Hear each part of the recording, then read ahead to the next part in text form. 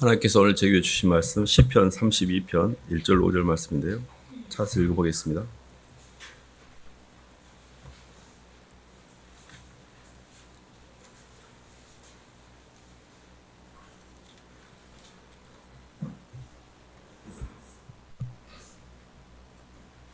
구약 824쪽입니다. 허물의 사함을 받고 채였으면 한 목소리 읽어보겠습니다. 시작. 허물의 사함을 받고 자신의 죄가 가려진 자는 복이 있도다. 마음에 간사함이 없고 여호와께 정죄를 당하지 아니하는 자는 복이 있도다.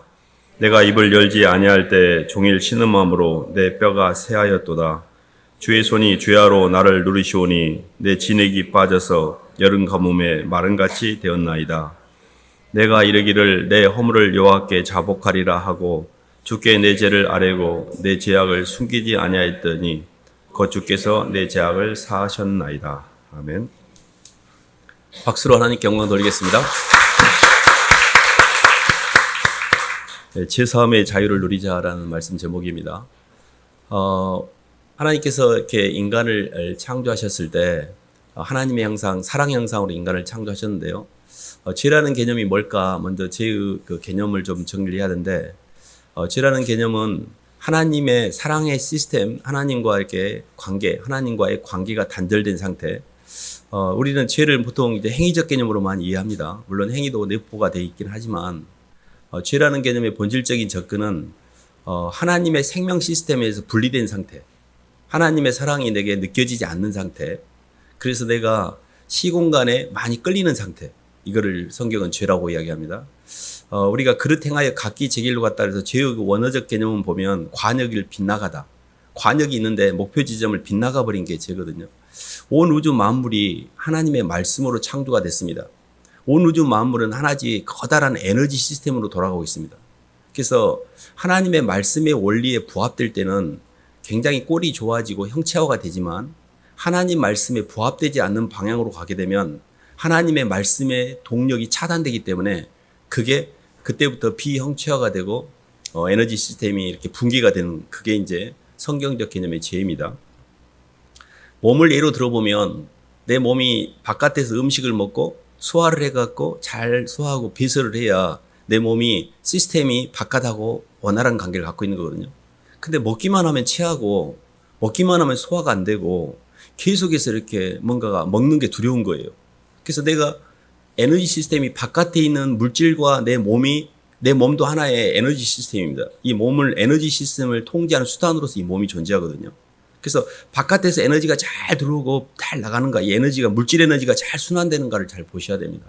근데 그게 잘 순환되지 않고 막히는 걸 우리가 병이라고 그럽니다. 병. 몸이 아프다, 요즘. 컨디션이 안 좋다. 근데요, 몸은 이렇게 물질이 입으로 먹는 게 들어가는 게 보이잖아요. 근데 사람과 사람 사이에도 보이지 않는 길이 있습니다. 통로가. 남편하고 요즘에 사이가 안 좋아요. 말다툼도 하고 좀 의견이 달라가지고. 그럼 마음이 막 답답합니다. 그냥 집에 들어오면 그냥 말도 안 해불고. 이게 그 침묵을 지키는 것만큼 사람에게 힘들게 하는 게 없잖아요. 그죠? 그래가지고 소위 우리가 표현하는 삐쳐가지고 마음이 상해가지고 말을 안 하는 거예요. 이것도 하나의 의식 에너지가 막힌 상태입니다. 그래서 우리가 사람은 떡으로만 사는 게 아니고 하나님의 입으로 나온 말씀으로 살기 때문에 물질 에너지도 우리를 통해서 흘러야 되지만 의식 에너지도 흘러야 됩니다. 항상 사랑을 받고 사랑을 표현할 때 그때 내 안에 의식이 흐르는 거거든요. 근데 이게 딱 막혀가지고 그냥 막 보고만 있으면 힘들고 막 보고만 있으면 화가 나고, 이게 뭐예요? 불행한 겁니다. 의식 에너지가 막혔잖아요. 근데 사람은 살아가면서 땅으로부터는 광물 에너지, 그리고 생물 에너지, 그리고 본능 에너지, 그리고 사람의 소속 에너지, 의식 에너지라고 합니다. 그리고 시간과 공간을 무한대로 확장해서 나를 키우려는 시공 에너지가 있습니다. 이게 세상은 시공 에너지로 움직이고 있거든요. 근데 가장 윗단계가 하나 더 있는데 그게 생명 에너지입니다. 하나님은 우리에게 이 생명 에너지를 장착을 해서 생명 에너지를 우리가 장착하게 되면 밑에 있는 모든 하부 것들이 다 채워지게 돼 있습니다. 근데 우리가 죄라는 게 뭐냐면 하나님의 사랑의 에너지, 생명 에너지를 내가 떠나버린 거예요. 예레미야 2장 13절에 이런 말이 있습니다. 내 백성이 두 가지 악을 행하였는데 첫 번째는 생수의 근원되는 나를 떠난 것과 두 번째는 그들이 스스로 웅덩이를 판 건데 그 웅덩이는 물을 가둘 수 없는 웅덩이더라 이렇게 표현되어 있습니다. 봐보세요. 생수의 근원되는 나를 버린 것, 하나님의 사랑에서 떠나버린 상태, 하나님의 임재가 내게 느껴지지 않는 상태, 이 상태로 말미암아 내 안에 불안한 마음이 생긴 거죠. 그래서 이 불안한 마음을 밖으로 나가서 물질 환경과 사람의 환경을 통해서 계속 구덩이를 파면서 물을 채우려고 애를 쓰는 거예요, 내가. 근데 그 물이 채우면 채울수록 다 빠져나가는 거예요. 아무리 애를 써도 내가 공고해지고 힘든 거예요. 이게 우리 인생입니다. 그래서 이 영적인 것과 관련해서 우리가 바깥에서 열심히 안 살고 이런 게 문제가 아니라 생명 에너지 시스템하고 연결되지 못하는 것. 이게 가장 핵심적인 우리 인생의 문제입니다. 그래서 이거 죄라는 것 자체가 그러면 그냥 이렇게 저도 그냥 잘 살면 괜찮겠죠. 근데 죄로 인해서 하나님하고 이렇게 분리가 되면 우리 마음에 양심의 가책이라는 자기 부담 상태가 됩니다. 이게 뭐냐면 오늘 말씀에 보면 하나님의 나를 이렇게 쥐하로 나를 누름으로 내 뼈가 새하야 되고 내 몸이 진액이 화하여 내가 여름 가물날에 이렇게 물 마름처럼 됐다는 말이 뭐냐면 나를 누른다는 게 뭐냐면 양심의 부담을 계속 주는 거예요. 죄라는 것 자체는 내가 하나님의 에너지 시스템에서 벗어났다라는 자각 증세예요. 내가 몸이 이렇게 아프잖아요. 그러면 병원에 가야지 이렇게 해서 의사한테 와서 치료를 받잖아요.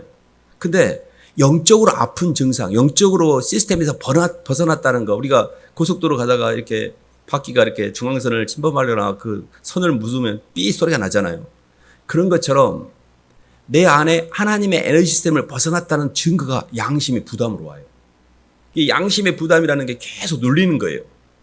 저는 양심의 부담 잘 견딜 수 있어. 막 이렇게 물론 살아가는 사람도 있습니다. 근데 이게 왜 죄를 해결해야 되는지를 원리적으로 이해하셔야 되는데요.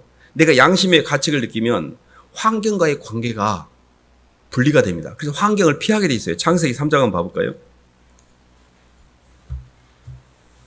창세기 3장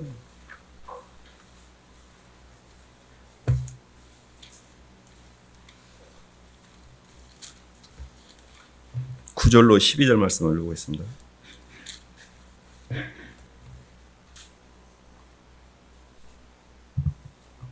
여호와 하나님이 아담을 부르시며 읽어보겠습니다. 시작. 여호와 하나님이 아담을 부르시며 그에게 이르시되 네가 어디 있느냐 이르되 내가 동산에서 하나님의 소리를 듣고 내가 벗었으므로 두려워하여 숨었나이다. 이르시되 누가 너의 벗었음을 내게 알렸느냐 내가 내게 먹지 말라 명한 그 나무 열매를 내가 먹었느냐. 아담이 가로되 하나님이 주셔서 나와 함께 있게 하신 여자 그가 그 나무 열매를 내게 주므로 내가 먹었나이다. 아멘. 하나님이 이렇게 아담이 선악과를 따먹은 뒤에 아담아 내가 어디 있느냐라고 물어보십니다. 그래서 사람이 이렇게 하나님의 말씀을 벗어나게 되면 스스로 그 부담 때문에 양심의 가책 때문에 숨게 돼 있습니다. 우리도 그러잖아요. 죄를 지으면 숨게 돼 있어요. 그래서 내가 벗었으므로 부끄러워 두려워하여 숨었나이다 이렇게 얘기했잖아요. 근데 그거를 누가 너한테 벗는 걸 알려줬냐, 먹지 말라고 선악과를 따먹었느냐 물어보니 그때 이 아담이 하나님이 주신 여자 때문에 따먹었다라고 그때 책임을 전 거예요. 이게 피의식이거든요. 사람과 사람 사이에 하나님의 생명 에너지가 떨어지게 되면 옆에 사람에게 내 부담을 전가하게 돼 있어요. 옆에 사람은 내 결핍감을 확인해 주는 존재가 돼요. 원래는 내 뼈 중에 뼈, 살 중에 살이라고 해서 내 옆에 사람은 내가 정말 사랑을 표현해야 될 대상이고 섬김의 대상이고 교제의 대상이었어요. 그 인간이 어느 날 그 여자, 그 예뻤던 여자가 나에게 부담을 주는 여자가 돼버린 거예요. 하나님이 주신 여자 때문에 이걸 따먹었다라고 이 아담은 그를 전가를 시키고 있잖아요. 이거를 우리가 피의식이라고 해요.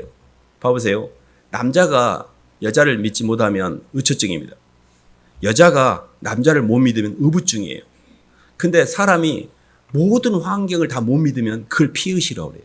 근데 이거는 뭐냐면 스스로 양심의 가책 때문에 눌림으로 말미암아 사람하고 소통하는 통 채널이 다 망가짐으로 누구도 못 믿는 거예요. 하나님만 못 믿는 게 아니라 하나님을 못 믿는 그 사람이 이제 사람도 못 믿게 돼요. 그러면 이 사람 속에는 아무런 에너지가 전달될 수 있는 통로가 없기 때문에 계속 눌리는 거예요. 그래서 계속 피해 망상증에 피해 망상에 빠질 수밖에 없어요. 나중에는 마귀가 우리를 끌고 가는 게 딱 그 지역입니다.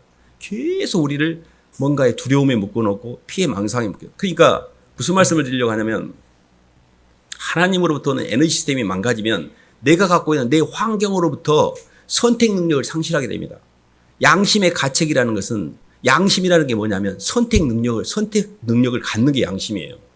사람은 원래 양심이 있어서 나보다 남을 낫게 여기고 남을 나를 위해서 선택할 수 있는 힘이 있습니다. 근데 죄를 짓게 되면 양심의 가책 때문에 선택 능력을 상실해서 환경과 유기적인 관계를 갖지 못하고 숨게 돼 있어요. 그리고 피의식 가운데 빠지고 자기 합리화를 시키게 돼 있어요. 그러니까 환경과 내 관계가 끊어지게 돼 있어요. 그러니까 그 사람과 관계가 내가 힘들어지면서 나도 환경에서 못 받게 되는 거예요, 이제. 그러니까 내가 환경과의 관계 가운데 끊어놓고 나만 잘 살면 좋은데 환경과의 관계가 끊어지고 사람과의 관계가 끊어지면 내 통로도 막히는 거예요. 사람이 그래서 계속 비인격적인 물질에 집착하는 거예요. 그러니까 마귀가 우리를 끌고 가는 게 계속 사람과 호흡이 안 되고 하나님과 호흡이 안 되고 계속 보이는 것에 집착하는 거예요. 허상에. 이게 굉장히 우리 인생을 힘들게 하고 있습니다. 그래서 사실은 이 죄사함의 자유를 누린다는 것은 본질적으로 우리 안에 모든 눌림과 우리 안에 모든 부담과 양심의 가책과 이런 것들이 다 처리되는 겁니다. 사실은. 그래서 사실 죄라는 게 조금 접근을 해보면 원죄가 있고 그 원죄로부터 파생되는 파생죄가 있습니다. 그 파생죄를 우리가 자범죄라고 그럽니다. 원죄는 뭔고 하니 선악과를 따먹음으로 인해서 선과 악을 구분해서 하나님 없이 내가 스스로 행위를 통해서 내 노력을 통해서 내가 하나님의 영역에 도전하려고 하는 하나님의 이 영원성과 충만성을 가려고 하는 의지거든요. 근데 이 원죄는 사실 예수님이 십자가에서 죽으시고 부활하심으로 완전 해결됐습니다. 근데 원죄는 해결됐지만 아직 자범죄는 남아있어요. 뭐가 같냐면 우리가 6.25 동란 때 이렇게 전쟁이 메가더 장군이 인천 상륙작전을 해서 이렇게 다 밀어 올려 붙여가지고 우리가 남한이 고토가 회복됐잖아요. 그거는 원죄가 해결된 거예요. 근데 지리산에서 빨치산들이 아직도 남아서 계속 싸우고 있습니다. 우리 삶 가운데 아직 남아있는 자범죄는 내가 처리를 해야 되는 거예요. 그거는 하나님이 이미 원죄를 다 해결해 주셨기 때문에 우리가 예수님을 믿으면 지옥으로 절대 가지 않습니다. 내가 예수 믿고 죄 짓는다고 해서 원죄가 해결됐기 때문에 자범죄 때문에 우리가 지옥으로 가는 게 아니에요. 단지 이 자범죄를 통해서 예수님과의 내 만남, 내 교제가 원활하지 않게 돼요. 사이가 좀 거꾸롭게 돼요. 피하니까 자꾸. 그래서 우리는 이 땅을 살아가면서 원죄는 해결했지만 자범죄는 우리가 선택을 통해서 정복을 해야 됩니다. 빨치산을 토벌해야 된다는 이야기예요. 그게 우리의 신앙의 여정이고, 근데 그게 뭐냐면, 그 방법이 뭐냐면 계속 토설하는 거예요. 하나님, 저는 죄인입니다. 주님 앞에 제가 죄인이고 주님을 마음에 두기 싫어하고 항상 제 선악이 맞고 제가 주인 되어 살고 이런 모든 내 속의 양심의 가책을 통해 느껴지는 것들을 고백을 많이 하셔야 돼요. 근데 이 사실은 고백도 그냥 내가 이렇게 고백할 수 있는 건 아니고요. 우리가 성경 말씀을 듣고 하나님 말씀을 이렇게 설교를 통해 듣잖아요. 그러면 하나님 말씀은 내 영혼을 비추는 거울이에요. 봐보세요. 우리는 보통 죄를 이렇게 개념화시킬 때 행위적 개념으로 잡기 때문에 밖으로 드러난 것만 갖고 이야기해요. 나 나쁜 짓 안 하고 나 양심적으로 잘 살았는데 이렇게 생각해요. 근데 하나님은 외모를 보시지 않고 우리의 마음의 중심을 보셔요. 그러니까 성경은 이렇게 표현하고 있습니다. 여자를 보고 음욕을 품는 자마다 이미 간음하였느니라. 거기에서 자유로울 수 있는 사람이 없습니다. 근데 우리는 나 안 했는데 이 행위적 개념만을 갖고 이야기하는 거예요. 그렇기 때문에 우리는 하나님은 내 안에 있는 내적인 동기 자체를 깨끗하게 해주시길 원하기 때문에 행위 자체를 가지고 상대적으로 나는 다른 사람보다 깨끗하게 살았어. 이렇게 해서 내가 죄인이 아니라고 말하는 사람은 아직 이 인본주의적인 뿌리를 갖고 죄를 접근하는 거예요. 성경은 그러지 않습니다. 어디에도 저는 이렇게 죄가 없다는 사람들에게 이렇게 표현합니다. 만일 오늘 하루 중에 내가 품고 있는 생각을 그대로 우주 스크린에 띄웠을 때 사람들이 다 봐도 떳떳하다. 그럼 당신은 죄가 없습니다. 근데 그런 사람이 어디가 있습니까? 내가 오늘 품고 있는 생각을 다 스크린에 띄워보세요. 부끄럽지 않은가? 어떤 한 사람도 죄가 아닌 사람이 없어요. 그렇기 때문에 하나님 죄송해요. 제가 그런 생각까지 물론 제가 이렇게 기억이 안 날 수도 있어요. 끊임없이 고백을 많이 하셔야 돼요. 그러면 그때 성령의 감화, 원래는요 에너지 시스템을 연결시킨 부분이 예수님인데 골로새 한 말씀 봐볼까요? 골로새 2장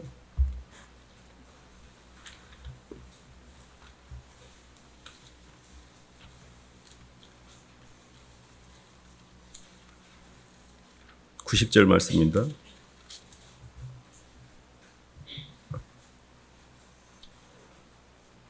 그 안에는 신성의 모든 충만이 시작. 그 안에는 신성의 모든 충만이 육체로 거하시고 너희도 그 안에서 충만하여졌으니 그는 모든 통치자와 권세의 머리시라. 아멘. 예수님이 그 하늘과 땅의 경계를 넘어오신 것은 중보자입니다. 중보자라는 게 어떤 개념이냐면 우리가 이렇게 인생이 힘든 이유는 뭐냐면 우리에게 운동력을 제공해 주는 자가 없기 때문에 그래요. 굉장히 돈 때문에 이렇게 힘들잖아요. 돈도 일종의 우리의 통로입니다. 물질 통로. 근데 누군가가 굉장히 많은 돈을 나한테 주면 그 통로가 채워지기 때문에 통로가 열리니까 편안해져요. 그리고 계속 사람들한테 이렇게 나를 누군가가 싫어하고 핍박하고 대적하고 이러면 사람이 멘붕이 옵니다. 그게 우울해져요. 왜냐하면 내 의식이 공급이 안 되니까. 근데 누군가가 와서 너무 나를 사랑한다고 막 지지해주고 막 모든 에너지를 갖고 나한테 줄 때 에너지가 다시 소생이 됩니다. 사람은 영을 담는 그릇이기 때문에요. 절대 우리가 지금까지 우리가 이렇게 잘 사는 것도 사람에게 받았던 에너지를 저축해서 사는 거예요. 우리가 어느 순간에 내가 세상에서 이렇게 뺏기는 에너지와 받는 에너지 사이에 불균형이 일어날 때가 있어요. 그때 내 인생이 굉장히 위기가 옵니다. 굉장히 사는 게 힘들어져. 퍽퍽해지고. 너무 눈물밖에 안 나요. 그게 뭐냐면 내가 많이 털렸기 때문에 그래요. 사랑을 많이 못 받고 받는 것 대비 뺏긴 것이 너무 많기 때문에 내 안에 밸런스가 무너진 겁니다. 그래서 모든 영적인 세계는 에너지 시스템을 잘 보셔야 돼요. 내가 균형이 안 맞고 있구나. 지금. 그러면 우리는 이렇게 생각해 보죠. 어떻게 에너지를 받을 수 있지? 어떻게 해야 생명 에너지가 우리에게 계속 들어올 수 있지? 이 통로를 알아야 하는데 우리에게 생명 에너지를 끊임없이 붓고 있는 분이 예수님이십니다. 그래서 이 예수님 안에 있을 때만이 마귀가 정죄를 못해요. 왜 그러냐면 생명의 성령의 법이 죄와 사망의 법에서 우리를 해방했잖아요. 그래서 로마서 8장 1, 2절에 이런 말씀이 있습니다. 그리스도 예수 안에 있는 자에게는 결코 정죄함이 없나니. 정죄를 못해요, 마귀가. 생명의 성령의 법이 죄와 사망의 법을 우리를 해방했기 때문에 우리가 예수님을 주님으로 고백하는 것 자체가 주님으로 받아들이는 것 자체가 죄를 문제를 해결하는 가장 첫 번째 해결점입니다. 예수님을 믿는 믿음이 있어야 돼요. 이건 뭐냐면 내가 죄를 짓는 건 맞아, 마귀야. 근데 예수님이 나를 위해서 십자가에 죽으심으로 죄를 다 해결해 주셨는데 왜 너 또 와가지고 나를 그거 가지고 또 써먹냐. 일사부재리 원칙에서 한번 대가를 치른 것은 이제 효력을 상실했는데 왜 너 또 갖다 써? 이렇게 말할 수 있어야 돼요. 물론 나는 자범죄도 있고 아직도 내 몸 안에 죄성이 있어요. 그러나 이미 내 안에 예수님을 믿고 있는 사람들은 원죄가 해결됐습니다. 그렇기 때문에 그거를 마귀한테 헷갈리지 마시고 고백을 하셔야 돼요. 그래서 나는 용서받은 죄인이에요. 용서는 받았어요. 죄는 짓고 있습니다. 근데 내가 짓는 죄가 나를 사망으로 끌고 가지는 못해요. 왜냐하면 나는 생명의 성령의 법 안에 있기 때문에 죄와 사망의 법은 주님 오시기 전에 나를 묶고 있었던 거였죠. 죄사함의 자유를 왜 누려야 되냐면 내가 지금 저는 그랬습니다. 교회 다니면서 분명히 예수님을 믿고는 있는데 나 천국 갈 수 있을까? 나 죄도 짓고 있고 나 여전히 죄가 해결 안 되는데 천국 갈 수 있을까? 지금 짓고 있는 죄가 하나님이 나 벌 주면 어떡하지? 이게 헷갈렸어요. 굉장히. 분명히 예수 믿으면 구원받는다고 그랬는데 근데 왜 난 또 죄를 짓고 있지? 이런 부분에 대해서 누가 클리어하게 설명을 안 해줬습니다. 그래서 우리가 이렇게 마귀가 장난칠 때 헷갈리시면 안 되고요. 그에 대해서 나는 용서받은 죄인이란 걸 고백하셔요. 그냥 하나님 저는 죄가 있지만 저는 이미 용서받은 걸 그걸 완전히 받아들여야 이 죄라는 게 사실은 처음에 이렇게 사람이 양심의 가책을 느낀다는 게 양심이 마비가 되거든요. 우리 안에 세상형이 들어오면 양심에 화인을 맞는다는 표현이 있습니다. 양심이 불도장을 맞아요. 그럼 양심이 작동을 못해요. 가책은 상태가 좋은 거예요. 조금 더 가면 화인을 맞아서 아예 작동을 안 합니다. 근데 성령 하나님 말씀이 들어오면요. 깨끗한 양심, 선한 양심, 청결한 양심, 양심이 굉장히 순도가 높아져요. 그래서 굉장히 선택력을 갖게 됩니다. 그래서 사도 바울도 나도 이것을 인하여 하나님과 사람 앞에 양심에 꺼리낌이 없기를 힘쓰노라. 양심이 하늘나라 가는 척도는 아닙니다. 양심이 마비될 수도 있고. 근데 하나님의 영이 들어왔을 때의 양심의 움직임과 세상 영이 들어왔을 때의 양심의 영이 완전 달라져요. 그래서 사람이 하나님 우리에게 양심을 주신 이유는 이 양심을 통해서 하나님의 말씀을 받아서 이게 더 청결해져요. 더 깨끗해지고. 그래서 완전한 선택 능력을 갖게 됩니다. 그랬을 때 에너지 시스템이 복원되는 거예요. 그래서 사람들이 에너지 시스템이 내가 복원됐는가 안 복원됐는가 알 수 있는 게 뭐냐면 계속 죄 때문에 양심의 가책을 느끼면 아직 복원이 안 된 겁니다. 내가 뭔가 눌리고 있는 거예요. 뭔가 해결이 안 되고 있는 거예요. 그러면 기도를 하는 거죠. 주님 저 계속 마음이 눌리고 부담스러운데 제가 뭘 이렇게 하나님 앞에 토하지 않고 있고 토설지 않으면 계속 누르거든요. 빨리 토설을 해버려야 돼요. 인정해야 됩니다. 그래서 저는 마귀가 장난 못 치게 항상 하는 방법이 있습니다. 저는 죄인이라는 걸 빨리 인정합니다. 사도 바울이 그랬잖아요. 나는 죄인 중에 괴수라고. 죄인 아닌 척 하는 게 마귀가 최고 좋아하는 거예요. 하나님, 저는 상 쓰레기입니다. 저는요, 주님 죄인이고요. 주님, 이 죄인을 떠나시옵소서라고. 이 죄인인 걸 철저하게 인정하셔야 돼요. 그래야 마귀가 장난을 못해. 마귀는 가짜 에너지를 쓰거든요. 너 의인이야. 네가 어떻게 인생을 살았는데 너 정말 멋지지 않아? 네가 얼마나 열심히 살았어. 너는 그럴 자격이 있어. 이러면서 자꾸 나를 이렇게 둥개둥개 합니다. 플래터링 합니다. 이렇게 자꾸 떠 올려요. 절대 그게 속이시면 안 됩니다. 속으시면 안 됩니다. 그러니까 내가 이렇게 하나님 앞에 온전한 고백, 내 자신의 실상을 그대로 하나님 앞에 낱낱이 고하게 될 때 마귀가 나를 고소할 수 있는 거리들이 더 이상 남아있지 않는 거죠. 그래서 저희들이 원죄는 해결됐지만 자범죄는 여전히 남아있습니다. 그래서 첫 번째는, 죄를 해결하는 방법 첫 번째는 예수님을 주님으로 고백하는 것이고, 예수님이 신성의 모든 충만이 육체로 거하셔요. 그래서 예수님 안에 모든 게 다 들어있는데 그 예수님을 내가 받아들임으로 말미암아 하나님의 에너지 시스템이 다시 복원된 거예요. 이게 굉장히 중요한 개념입니다. 그래서 요한일서 5장 한번 봐볼까요?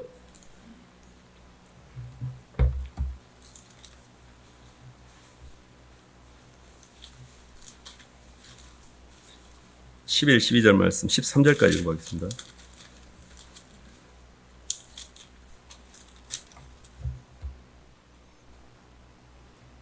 또 증거는 이것이니, 시작. 또 증거는 이것이니 하나님이 우리에게 영생을 주신 것과 이 생명이 그의 아들 안에 있는 그것이니라. 아들이 있는 자에게는 생명이 있고 하나님의 아들이 없는 자에게는 생명이 없느니라. 내가 하나님의 아들의 이름을 믿는 너희에게 이것을 쓴 것은 너희로 하여금 너희에게 영생이 있음을 알게 하려 함이라. 아멘. 또 증거는 이것인데, 봐보세요. 제가 이렇게 볼펜을 하나 넣어가지고 이 책에다 이렇게 성경책에 넣어가지고 선물을 하잖아요. 그러면 선물 받은 사람이 선물을 받았을 때 이 책만 받은 게 아니라 볼펜도 같이 받았잖아요. 성경은 예수님 안에 생명, 이게 저희가 하나님 우리에게 주신 생명이 두 개의 생명이 있습니다. 물질적 생명이라는 우리가 바이오스라고도 하고 이제 헬라어에서는 푸시케라고 합니다. 육이라고 그래요. 근데 영적인 생명, 여기서 말하는 영생, 이 영생을 성경에서는 헬라어에서 조에라고 그래요. 조에. 봐보세요. 하나님이 우리에게 두 개의 생명을 주셨는데 하나의 생명인 이 물질적인 바이오스적인 푸시케는 받고 있어요. 육은 갖고 있어요. 근데 영적 생명인 속생명이 아직 안 들어온 겁니다. 그것이 선악과 이후에 하나님의 속생명이 우리에게 채우는데 실패했어요. 그렇기 때문에 우리가 에너지 시스템이 하나님과 임재를 못 느끼는 거예요. 그래서 우리가 세상을 살아보면 하나님 없다고 사는 거예요. 뭔 놈의 하나님이냐고. 근데 그 증거가 예수님 안에 이 영생이 있어요. 그래서 이 조회가 있는 자는, 예수님이 있는 자는 생명이 있고 예수님이 없는 자는 생명이 없다 했잖아요. 예수님을 받아들이는 순간에 예수님 안에 있는 속성이 생명도 같이 들어오는 거예요. 그래서 우리가 예수님을 영접한 순간에 하나님의 생명이, 성령이 우리에게 임재가 되는 겁니다. 그래서 하나님의 말씀을 듣고 그 말씀을 통해서 그 말씀이, 말은 영이 흐르는 통로예요. 이 말이 굉장히 중요한 말입니다. 말은 영적인 세계를 지배하고 있는 게 말이고요. 형체의 세계를 지배하고 있는 게 운동력입니다. 형체의 세계에서 형체를 좋게 만들려면 운동력을 투입하면 돼요. 어떻게 막 자수성가해서 막 열심히 움직이면 뭔가 만들어집니다. 영적인 세계는 말을 바꾸셔야 돼요. 말이 통로를 여셔야 돼요. 근데 그 말이 뭐냐면 예수님을 인정하는 말이에요. 예수님을 사랑하는 말을 하셔야 돼요. 주는 그리스도시요 살아계신 하나님의 아들이라는 그 이대한 고백. 이 베드로의 이 이대한 고백은요, 그냥 고백이 아니에요. 주님이 나를 구원하시기 오신 속생명으로서 지금까지 기다려온 메시아라는 걸 인정하는 말이거든요. 그때 주님이 이러셨잖아요. 바요나 시몬아, 네가 복이 있다. 이를 알게 하는 이는 네가 아니고 하나님이시다. 내가 너희 그 고백 위에 교회를 세우리니 음부의 권세가 틈타지 못하리라. 교회가 시작되는 가장 시작점이 뭐냐면 주는 그리스도시고 메시아시고 하나님의 아들이고 제 상부 구조이고 제 머리십니다라는 주님을 진심으로 내 마음가운데 받아들인 겁니다.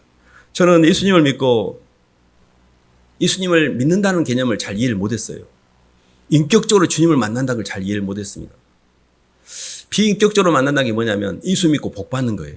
예수님을 나를 도와주는 존재로 인식하는 것. 저는 그렇게 신앙생활을 시작했습니다. 봐보세요. 헬라 시대 그 당시 초대교회 때 이단이 큰 틀에서 두 주류가 있어요. 두 부류가. 그 중에 하나가 이게 헬라적 영지주의라는 게 있습니다. 헬라의 영지주의는 뭐냐면 그노시스라고 해가지고 열심히 공부를 하고 지식을 쌓고 그 지식을 깨달아갖고 하나님의 영역에 도달하려는 자기 노력이에요. 그것도 굉장히 없는 것보다 낫습니다. 그게 하나의 흐름이었고, 또 하나의 흐름은 유대적 율법주의라고 해서 하나님 말씀을 내가 다 율법을 지키는 거예요. 하나하나 다 지켜. 열심히 사는 거 있죠. 근데 만남은 없어요. 근데 생명 시스템은 연결돼 있지 않아. 종교 자아로 교회도 다니고 봉사도 하고 성경에 대한 교리적인 이해도 있고 강박적으로 율법도 지키고 뭣도 해. 근데 예수님은 없어요. 이렇게 신앙을 가는 경우가 허다합니다. 굉장히 그는 깨어 있으셔야 돼요. 나는 진짜 내 주 예수 그리스도를 믿고 있는가? 주님을 내가 사랑하는가? 이 생명 시스템이 연결되셔야 돼요. 그때 신성의 모든 충만이 예수님 안에 거하시고 우리도 그때 충만이라는 것이 주님 안에서 완전한 제사함과 하나님 나라의 영의 세계가 그때부터 열리기 시작해요. 그래서 우리에게 필요한 거는 물론 행위도 필요하지만 행위는 두 번째고 진짜 필요한 거는 시스템이 복원되는 거, 에너지 시스템이 복원되는 거. 그게 뭐냐면 예수님을 믿는 거예요. 예수님이 내 주님인 걸 고백하는 거예요. 사람이 마음으로 믿어 의에 이르고 입으로 시인하여 구원에 이르느니라 했잖아요. 끊임없이 주님을 시인하셔야 돼요. 예수님을 놓치지 마시고. 그럴 때 봐보세요. 사람이 옆에 힘들면 야, 딸, 아들, 너 나 사랑해? 엄마 사랑해? 빨리빨리 사랑한다고 좀 말 좀 해줘봐. 이렇게 해서 엄마 나 사랑해 막 이런 말 들으면 힘들었던 엄마가 회복이 돼요. 그것이 뭐냐면 의식이 공급되니까. 배가 고파가지고 막 허겁지겁 가서 냉장고에서 음식 내가지고 막 먹으면 내가 허기를 느꼈던 것이 이렇게 채워지잖아요. 근데 영적인 허기가 있습니다. 그 영적인 허기를 채우는 방법이 뭐냐면 끊임없이 예수님을 부르는 거예요. 예수님 사랑합니다. 예수님 감사합니다. 주님이 저를 사랑해 주셔서 감사해요. 주님이 저를 사랑해 주신 거로 제 인생은 한 수의 가치가 있습니다. 어떤 존재보다도 예수님이 저를 사랑하시고 저는 믿습니다. 이런 고백들을 계속 주님한테 고백하잖아요. 그때 내 안에 아이고 살겠다. 아이고 살겠다. 이게 느껴지는 거예요. 저는 너무 예수님 사랑이 기가 막혔습니다. 진짜. 어떻게 나 같은 걸 위해서 주님이 감당할 수 없는 사랑을 부어주신 것이 기가 막혔어요. 그래서 그런 사랑을 느끼고 감을 잡고 신앙생활한 사람과 계속 유대적 율법주의와 헬라적 영주주의로 막 나를 느끼면서 내가 공부를 잘하고 성경을 맷독을 하고 내가 교회에 봉사를 하고 이런 자기 종교 자아만 키우는 사람들이 있어요. 그 안에 생명 에너지는 아직 부착이 안 돼 있고 그거는 신앙이 아닙니다. 굉장히 그거는 조심을 해야 됩니다. 근데 저희가 순수하게 애기들이 엄마가 나 사랑한다고 그냥 믿잖아요. 엄마 나 사랑한 거 믿어. 근데 애기가 엄마가 왜 나를 사랑하지? 논리적으로 따져가지고 생각을 해봐야 되는데 엄마가 나를 사랑할 이유가 없고 진짜 엄마가 나 낳은 거 맞아? 그 DNA 검사 해봐야 되는 거 아니야? 끊임없는 의심과 끊임없는 논리 속에서 받아들이지 않는 거예요. 근데 우리가 그렇게 세상에서 셋업이 돼 있습니다. 왜냐하면 세상 지식은 그렇게 우리를 가르쳤기 때문에 그냥 주님이 날 사랑하는 걸 순수하게 받아들인 거예요. 주님 저도 주님 사랑해요. 그래서 사랑을 더 이렇게 저희들이 느끼는 방법이 뭐냐면 주님의 사랑을 받고 그 사랑에 응답하는 것. 그 응답하는 방법, 사랑을 이렇게 받아들이는 것과 사랑을 받아들이는 걸 믿음이라고 합니다. 그를 표현하는 것 자체가 말과 행동이에요. 그래서 주님, 저도 주님 사랑하고 저도 주님 가신 길, 십자가의 길, 당신을 죽여서 많은 사람을 살리신 길, 당신의 모든 것들을 버리고 많은 사람을 살기 위해서 하늘의 밀이 땅에 떨어져 죽지 않으면 하늘 그대로 있지만 스스로를 죽임으로 많은 생명을 살리신 그 길을 저도 갈 거예요, 주님. 저도 잘 시간이 걸릴지는 모르지만 제가 한 걸음 한 걸음 잘 따라갈게요. 이렇게 걸어가셔야 됩니다. 그때 내 속에 있는 모든 자범죄가 다 없어져요. 내 안에 있는 모든 마귀가 다 빠져나가기 시작합니다. 그래서 완전히 죄가 나를 주장할 수가 없어요. 물론 죄를 짓습니다. 우리가 생각으로도. 그러나 큰 틀에서 성령이 우리를 인도하게 됩니다. 이런 지점으로 우리가 갈 때 내가 이제 완전히 죄의 문제에서 죄사함의 자유를 누리고 있다. 이렇게 표현하는 것이죠. 한 말씀만 더 볼까요? 히브리서 9장 한번 봐보겠습니다.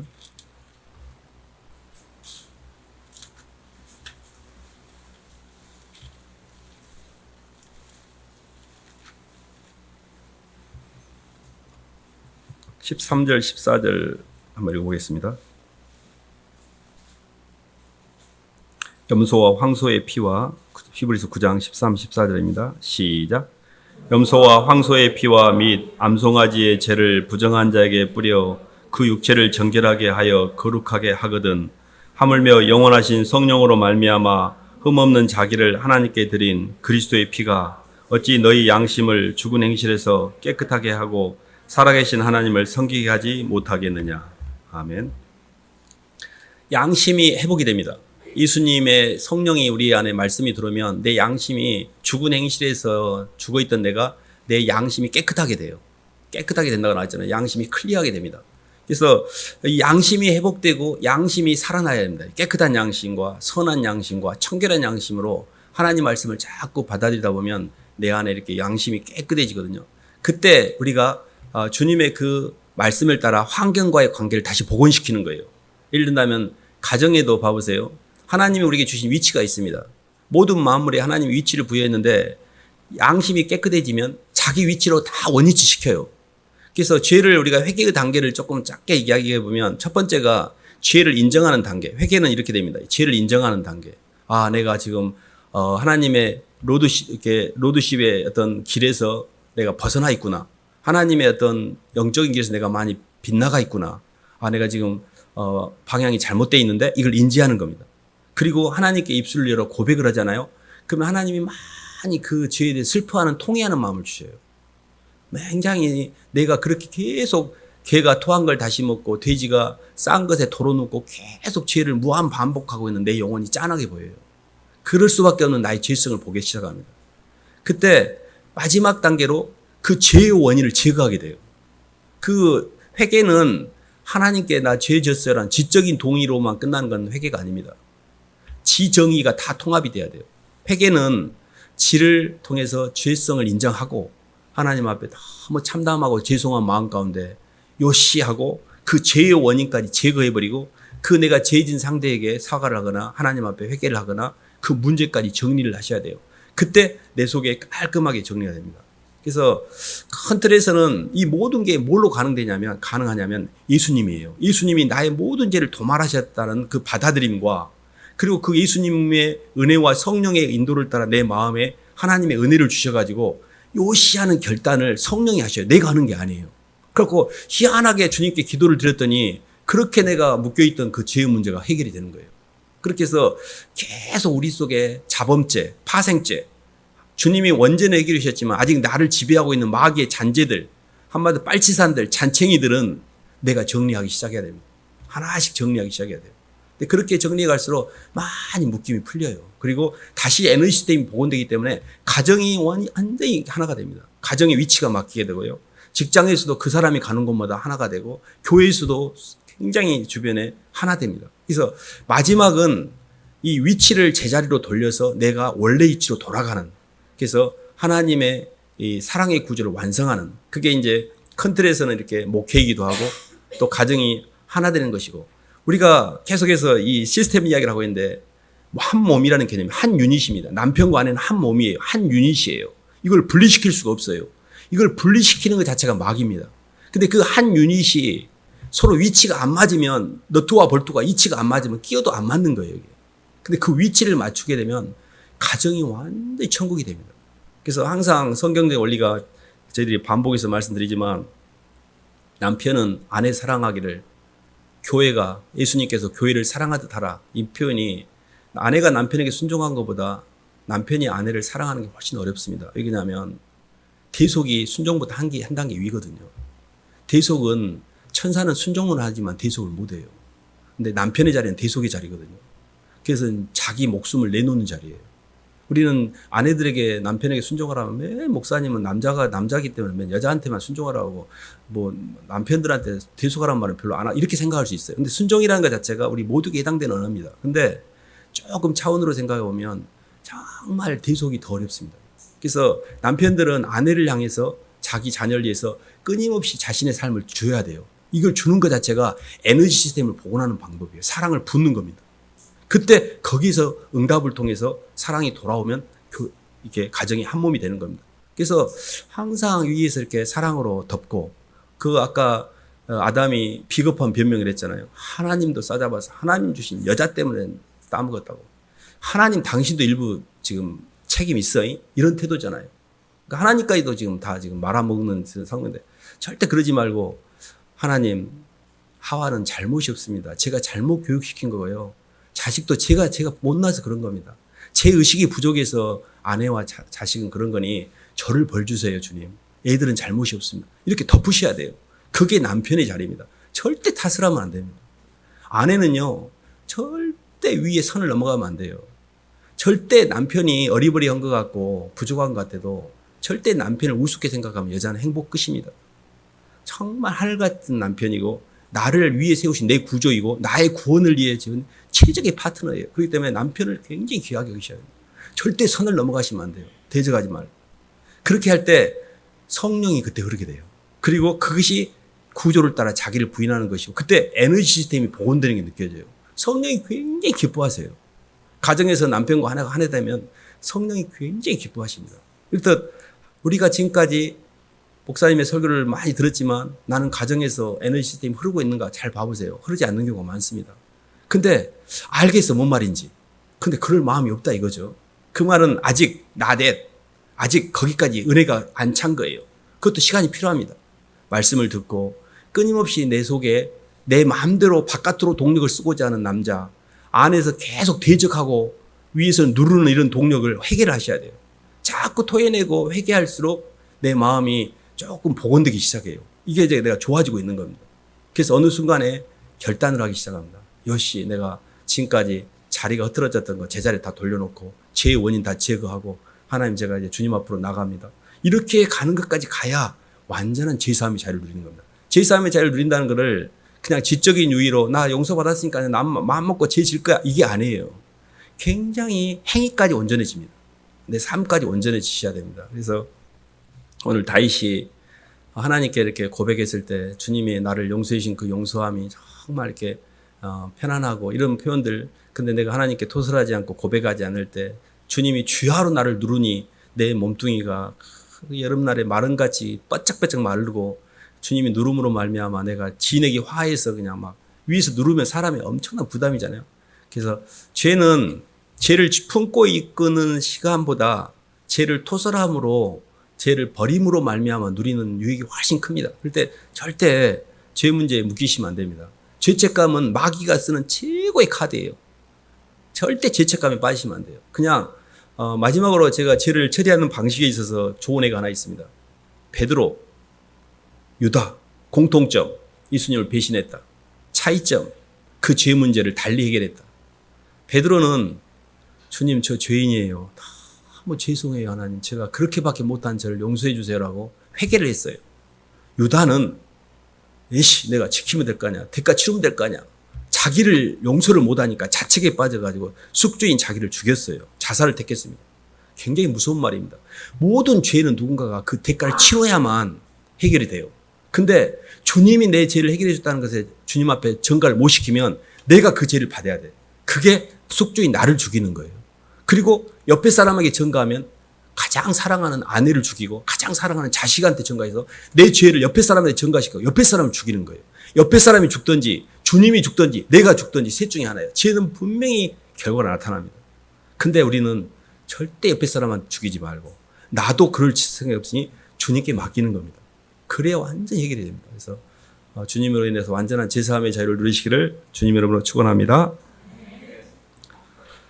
하나님 아버지 감사를 드립니다. 하나님 저희가 주님의 사랑과 은혜로 모든 죄가 해결됐지만 아직도 저희 몸에 남아있는 아직 그 자범죄들은 있어서 항상 그 죄 때문에 죄송하고 자책하고 휘둘리고 또 그 죄로 인해서 주님이 나를 용서했다는 것까지도 의심이 되는 그런 마음이 들 때가 많았는데 하나님 말씀을 통해서 이 죄의 문제를 하나님 인식하게 해주시니 감사를 드립니다.